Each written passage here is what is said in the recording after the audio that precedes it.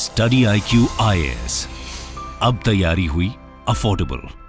नमस्कार, मैं दिव्यांशी आप सभी का स्वागत करती हूँ स्टडी IQ पर। आज इस इंटरव्यू सेशन में हमारे साथ जुड़े हैं additional mission director government of UP Shri Hiralal ji IAS। Welcome sir to study IQ और we are very glad that you are here with us once again. Thank you, शुक्रिया आपका। सर, तो जैसे मैं दर्शकों को बता रही थी कि recently turned an author and एक IAS ऑफिसर के जीवन में बहुत सारी चीजें होती हैं, इसीलिए कहते हैं it's one of the most celebrated service, most diverse service. तो अभी तक की जो जीवन आपका ब्यूरोक्रेसी में रहा है उसके बारे में आज चर्चा करेंगे, लेकिन उससे पहले जो हर कोई जानना चाहता है कि ये जर्नी की शुरुआत कहाँ से हुई, मैं चाहती हूँ आप दर्शकों को बताएं। देखिए, वैसे तो मैं गांव का रहने वाला हूं, जनपद बस्ती का रहने वाला हूं, जो कि उत्तर प्रदेश का एक जिला है। प्राइमरी में पढ़ा हूं, कक्षा 8 तक मैंने अपने घर से पढ़ाई की और प्राइमरी से पढ़ाई की। और प्राइमरी की पढ़ाई 1966 में जब मैं पैदा हुआ, उस दौरान क्या रहा होगा इसकी कल्पना की जा सकती है। इसके बाद मैं जो है इंजीनियरिंग किया। इंजीनियरिंग करने के बाद NTPC में रहा। NTPC के बाद मैं PCS में आया और 2010 में मेरा IAS में प्रमोशन हो गया। तो वर्तमान में इन वेरी शॉर्ट मैं as a IAS officer additional mission director Uttar Pradesh national health mission में तैनात हूँ। सर, आप जहां से आते हैं आपने अपनी किताब में भी मेंशन किया है कि जो लड़कों को टॉर्च बेयरर माना जाता है and we are changing the society, but still जो आपके समय में आपने जैसे मेंशन किया तो बहुत सारा एक्सपेक्टेशंस था कि आपको सपोर्ट करना है फैमिली को and you were the torch bearer.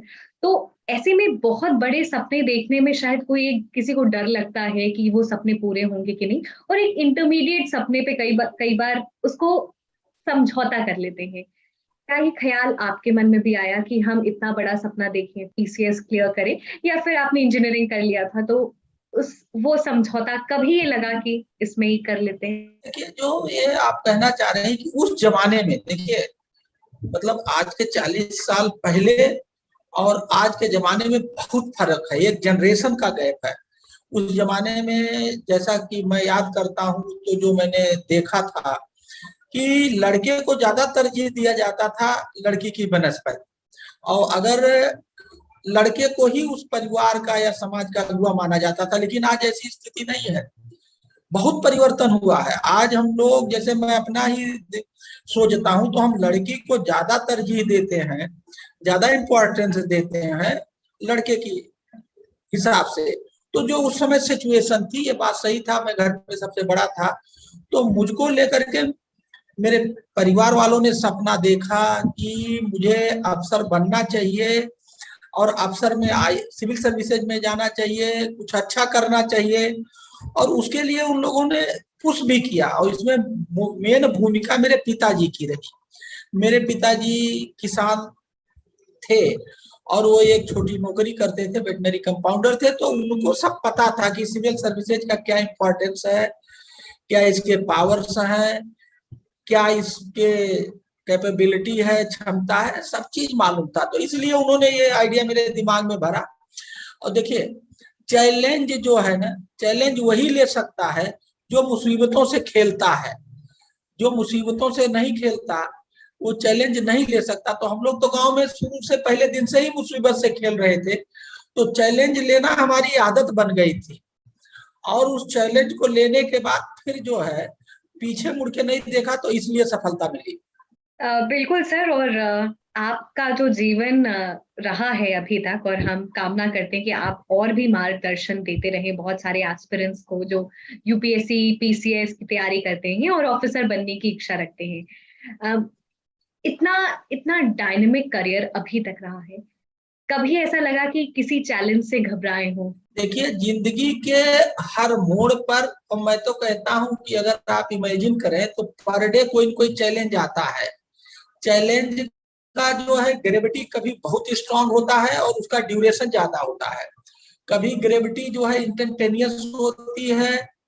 तो चैलेंजेस तो लाइफ में बहुत आते हैं और आए भी, और बहुत सारे जो चैलेंजेस आए उसको मैंने अपने इस किताब डायरी में लिखा भी है। ये डायनेमिक डीएम की जो हमारी किताब है, इसमें बहुत सारे चैलेंजेस को मैंने मेंशन भी किया है। वो इसीलिए मेंशन किया है कि अगर आपको जिंदगी में कुछ पाना है और कुछ कर गुजरना है, तो आप ये मत सोचिए कि अगर आपको कोई अच्छी कुर्सी मिल गई, आप सिविल सर्विसेज में सेलेक्ट हो गए, तो ये जो ऐसा नहीं है कि ये फूलों का सेज है, ये कांटों का ताज है। यहाँ हर दिन आपको परीक्षाएं देना है और उसको पास करना है, तभी आप इसमें जो है सफल हो पाएंगे। वैसे मैंने इसमें 3-4 घटनाएं लिखी हैं कि क्या क्या चैलेंजेज आए, क्योंकि किताब में जगह की शॉर्टेज होती है। चैलेंजेज तो बहुत आए, लेकिन मैंने कुछ पिक्यूलियर घटना ही लिखी है। तो बहुत सारी घटनाएं आए और उस घटनाओं को वहां की परिस्थितियों में, वहां की तत्कालिक व्यवस्थाओं में कैसे जीता जाता है, इसी को कहते हैं कि ट्रिक्स और techniques, applying by tricks and techniques instantaneous mind of application से आपको उस सिचुएशन से, विषम परिस्थिति से निकलना आना चाहिए, तभी आप सफल हो पाएंगे। और ये प्रैक्टिस से आ जाता है। अगर आपकी नीयत ठीक है, सोच ठीक है, तो धीरे धीरे जो प्रैक्टिस होती रहती है, जिसको कहते हैं अनुभव, जैसे जैसे आपकी सर्विस बढ़ती है, अनुभव आता रहता है और आपको वो ट्रिक्स एंड टेक्निक्स आने लगते हैं। बिल्कुल सर, अनुभव की आपने बात की, तो आप बहुत सारी चीजें आप हमेशा सीखना चाहते हैं। You describe yourself as a learner, और शायद कहीं ना कहीं जब एक ब्यूरोक्रेसी में आते हैं, तो ये जो लर्निंग वाली एबिलिटी है वो शायद एक कहीं कम हो जाती है। तो आपने इसको भी डिस्क्राइब किया है अपनी बुक में कि हमेशा लर्न करना है, चीजों को ग्रास्प करना है, क्योंकि एक जो ब्यूरोक्रेट है वो अलग अलग डिपार्टमेंट में अलग अलग टाइम पे पोस्टेड हो सकते हैं। तो इसको आप अपने अनुभव से कैसे बताएंगे, because you have been always an avid learner. देखिए, ये बात सही है कि भारत एक बदलता देश है, चेंजिंग बड़े फास्ट हो रहा, and that changing is very fast. मतलब जो बदलाव है उसकी गति, उसकी स्पीड बहुत तेज है। जो सुबह था वो दोपहर में नहीं है, जो दोपहर में है वो शाम को नहीं है। तो अगर आप हर मोमेंट लर्निंग मोड में नहीं रहेंगे, तो आपका नॉलेज अपडेटेड नहीं रहेगा, वो इररिलेवेंट हो जाएगा और इनइफेक्टिव हो जाएगा। तो फिर आपका परफॉर्मेंस और इम्पैक्ट डाउन हो जाएगा। तो फिर आप जो है जब इररिलेवेंट हो जाएंगे और आपका इम्पैक्ट नहीं आएगा, तो फिर आपको आपकी परफॉर्मेंस भी डाउन हो जाएगी। तो इसलिए अगर आपको परफॉर्म करना है और समाज को बदलना है, तो हमेशा लर्न करना चाहिए। एक चीज मैं यहाँ मेंशन करना चाहूंगा, यहाँ लर्निंग का क्या मतलब होता है क्लासरूम में, किताब में, कि हमने पीएचडी कर लिया, डीलिट कर लिया, सर्टिफिकेट ले लिया। ये लर्निंग जो ट्रेडिशनल लर्निंग है, ये तो लर्निंग है ही है। इसको कहते हैं पढ़ाई वाली लर्निंग। एक होता है कढ़ाई वाली लर्निंग। बहुत सारे हमारे समाज में ऐसे हैं जिन्होंने प्रैक्टिकल करके बहुत सारे लर्निंग, प्रैक्टिकल लर्निंग, व्यवहारिक ज्ञान उनके पास है। हमें उनसे भी लर्न करना चाहिए। जब हम गांव में जाते हैं तो बहुत सारे अनपढ़ हैं, बहुत सारे लोग पढ़े लिखे नहीं हैं, लेकिन उनके पास प्रैक्टिस का, ज्ञान का भंडार है, जिसको हम इग्नोर कर देते हैं। मैं कभी नहीं इग्नोर करता, मैं पढ़ा और कढ़ा दोनों को तवज्जो देता हूं। अगर वो अनपढ़ है और कोई वो पते की बात बता रहा है, जो वो जो उसका नॉलेज है वो प्रैक्टिकल नॉलेज है, तो मैं उसको भी अडॉप्ट करता हूं। तो अगर ये बात सही है, ये देखने में आता है कि जब हम लोग एक बार नौकरी में आ जाते हैं तो पढ़ाई की तरफ से रुझान खत्म होता जाता है। और ये मेरा ऑब्जर्वेशन है, जो मैंने महसूस किया है, बहुत कम लोग पढ़ाई से अपने आप को जोड़ के रखते हैं, एक बात। और दूसरी बात, कॉन्टिन्यूअस पढ़ाई तो बहुत रेयर मिलता है। जैसे मैं अगर अपनी बात बताऊं, मैंने नौकरी में आने के बाद एमपीए किया, मास्टर किया, उसके बाद पीएचडी किया, इस समय मैं डीलिट कर रहा हूं। और ये तो मेरा जो ट्रेडिशनल पढ़ाई है वो है।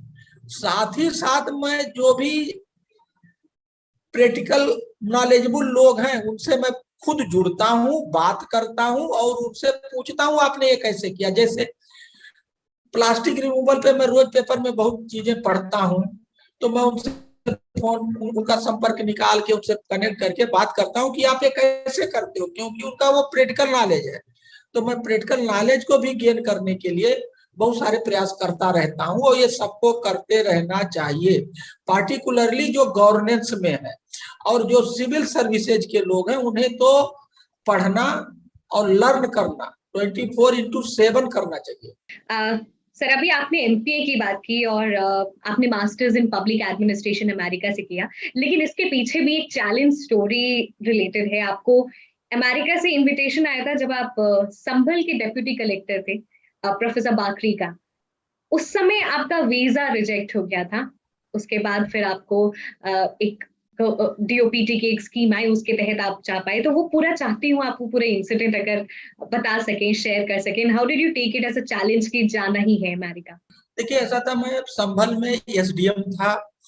एक वहीं संभल में एक ब्लॉक है असमौली, वहां का एक गांव है इकरौटिया, वहां के एक प्रोफेसर बाकरी साहब थे। तो वो जाकर के अमेरिका में बस गए, तो उनका भी बचपन उसी गांव में अभाव में बीता था। तो अपने गांव में उन्होंने एक इंटर कॉलेज खोला था। जब वो यहाँ आए इंडिया अपने गांव, तो उन्होंने मेरे वर्क के बारे में सुना, तो वो मेरे से मिलने आए। उन्होंने कहा मैंने आपके काम के बारे में बहुत सुना है और आप बहुत अच्छा काम कर रहे हैं, और मैं आपको इनवाइट करता हूँ कि आप अमेरिका आइए, मेरे घर पे रहिए और देखिए अमेरिका क्या है, कैसे विकसित देश है, तो आपको अच्छा लगेगा।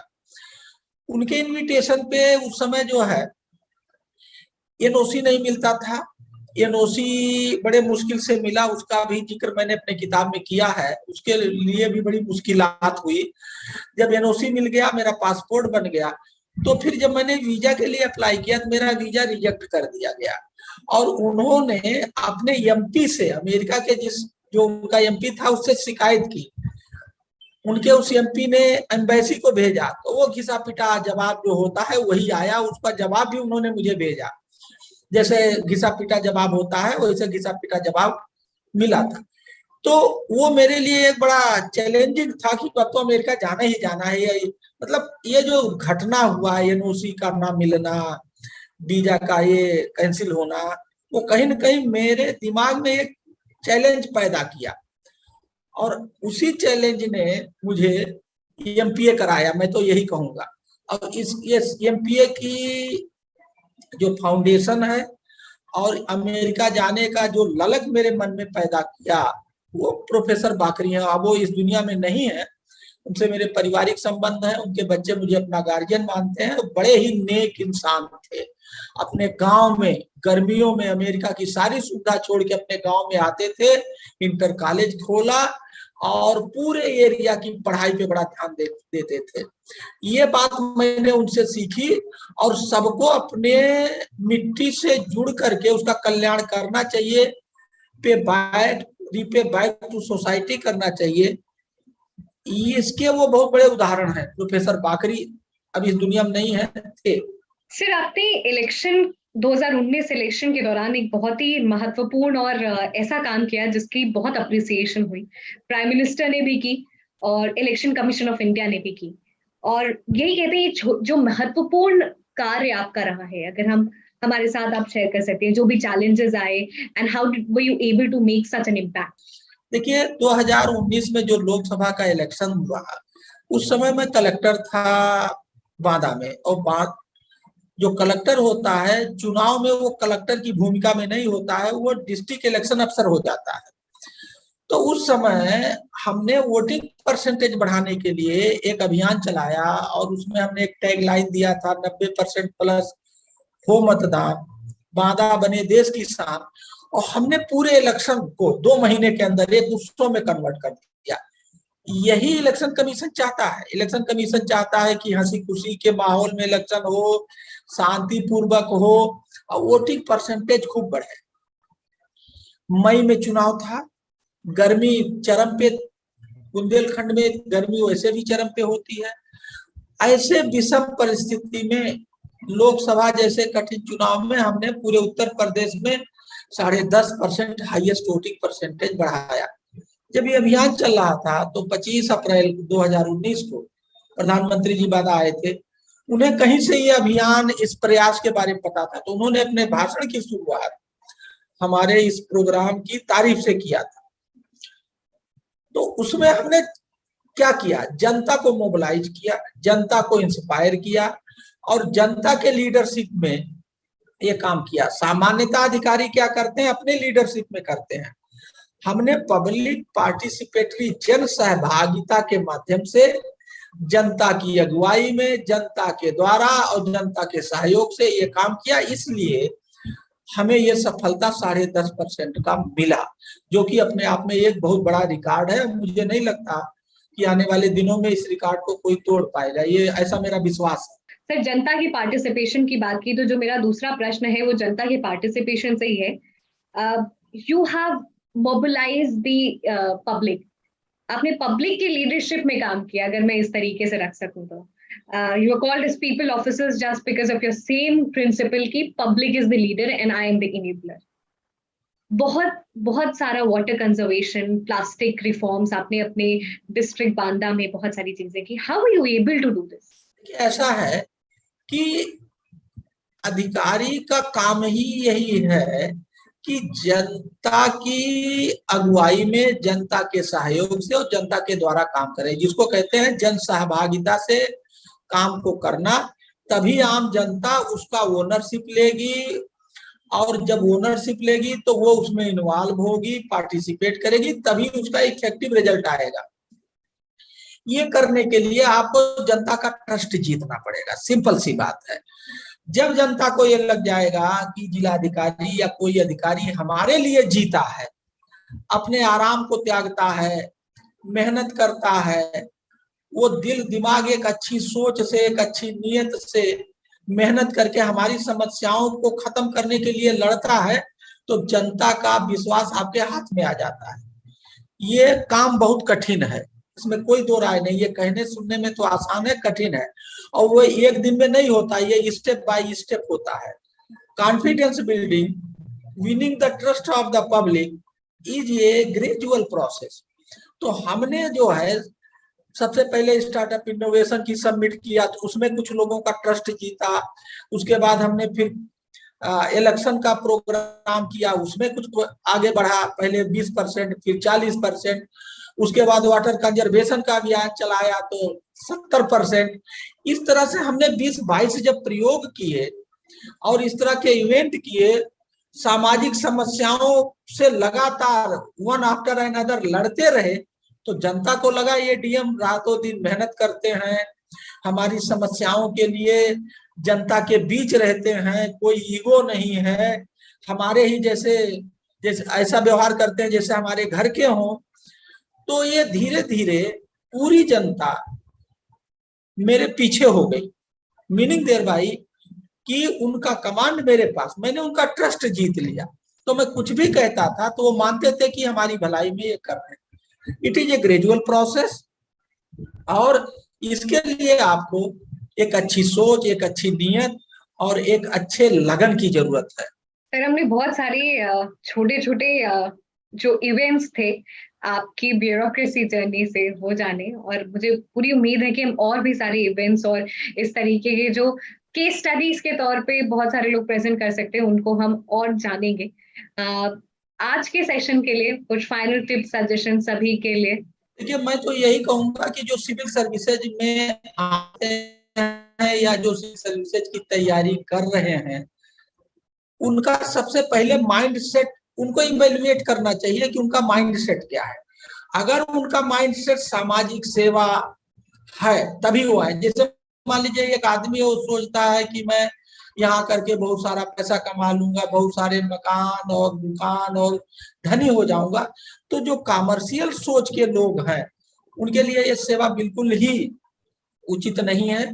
ये सेवा उनके लिए उपयुक्त है जो समाज के लिए, जो अपने लिए नहीं सोचते हैं, समाज की भलाई सोचते हैं। तो मेरा ये कहना है कि ऐसा ना हो कि आपका माइंड सेट कमर्शियल सोच के आपका माइंड सेट हो, आप यहाँ आते हैं तो बाद में आपको दिक्कत होगी। तो अपने आप को इवेल्युएट करना चाहिए, मतलब ऑप्शन ऑप्ट करने के पहले। बिल्कुल, and I think this is a very important message that needs to be communicated to everybody कि अगर आपको सिविल सर्विसेज करना है तो आप समझो कि क्यों करना है, because it is a challenging job and it is not just the pomp and show that you see, but it's real work. Thank you so much, sir, for joining us in this interview session. We have got your guidance from time to time, and we look forward for your guidance. And the entire team wishes you good health, good luck. Thank you. Study IQ IAS, अब तैयारी हुई affordable.